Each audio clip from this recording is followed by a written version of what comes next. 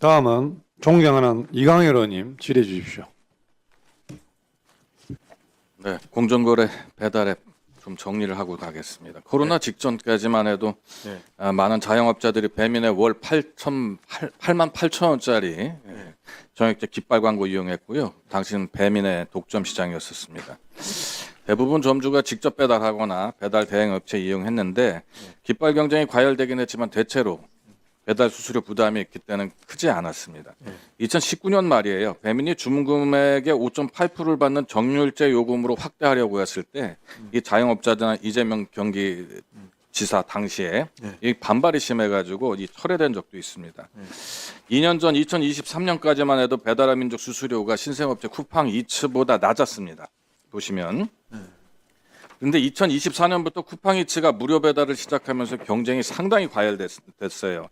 윤석열 정부 들어서 자율 규제를 내세워서 배달 플랫폼들의 과도한 수수료를 부과하는 갑질을 하기 시작합니다. 자사우대, 끼워 팔기, 최혜대우 요구 이거 다 이때 시작된 겁니다. 이게 일상화됐고 그 결과 외식업체들의 영업이익률이 9%까지 떨어진 겁니다. 다음. 지난해 배달의 민족은 배달 중개 수수료를 6.8%에서 9.8%로 갑자기 인상했습니다. 이미 9.8%를 받고 있던 쿠팡이츠를 따라서 수수료를 같이 올려버린 겁니다. 이러니 전국적으로 자영업자 반발 당연히 커졌고요. 윤석열 정부가 배달앱 상생협의체를 구성하겠다 해서 상생협의를 시작을 합니다. 근데 상생이 됐을까요? 결과를 보시면 지난해 말에 말이에요. 12차례 논의 끝에 주요 이점 업체들 몇 군데가 퇴장한 상태에서 졸속 합의가 이루어졌습니다.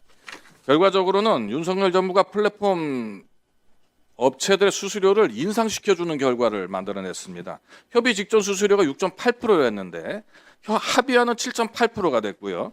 배달료도 별도로 500원이 또 추가 인상됐습니다. 이게 서민 고통을 가중시키는 합의안인데 이게 왜 정부가 중재를 서서 합의안을 만들죠? 어폐가 있지 않습니까? 구간별 차등 수수료를 도입하겠다 해서 했는데요. 이게 배달을 많이 하는 업체는 오른 가격으로 적용이 됐어요. 심지어는 하루 매출이 겨우 9만 원, 매출 자체가 9만 원인데도 최고 수수료인 7.8%가 적용됐고 이게 낮은 수수료는 배달을 거의 하지 않는 점포에만 해당이 됐습니다. 아니 배달을 하지 않는데 수수료를 깎아줘서 뭐 하겠다는 겁니까? 이런 게 사기고 기만이라는 겁니다. 결국 윤석열 정부가 배달 플랫폼 자영업자를 배달 플랫폼 업체가 갈취하는 구조를 아주 합법화하고 강화시켜준 겁니다. 이게. 자, 다음 거. 실제 영업 중인 업체들의 사례를 보면 상당히 심각해집니다. 서울 양식업, 그다음에 부산 분식업, 경기도 중국집, 이게 전국 사례를 다 분석을 해봤는데요.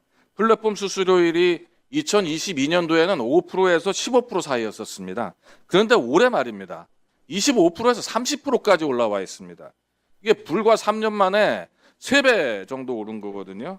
자, 부산 한 분식집 2022년도에 2, 3%였던 수수료가 올해 27.4%로 통계 나왔습니다. 경기도 중국집 하나 제가 모델링을 했는데 23년도에 4.4%였는데요. 올해 29.8%입니다. 이게 음식값의 거의 3분의 1 가까이 되는 거 아닙니까?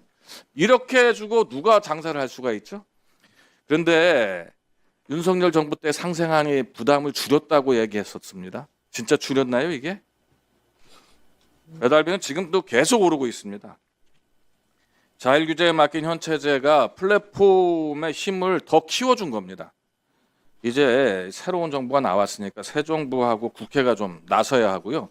공정거래위원회가 이제 앞에 나서서 이 문제를 해결하지 않으면 계속 반복돼 나간다는 거 규제하셔야 됩니다.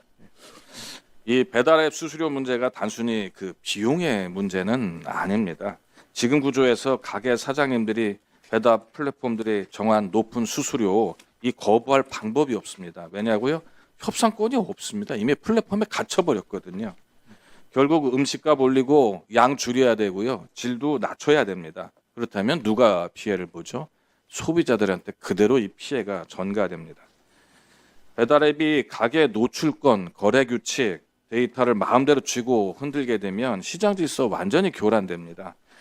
단순 수수료 낮추느냐 많으냐 이런 문제 아니거든요. 자영업자와 배달라이더가 협상할 권리, 선택할 권리 보장하시고요.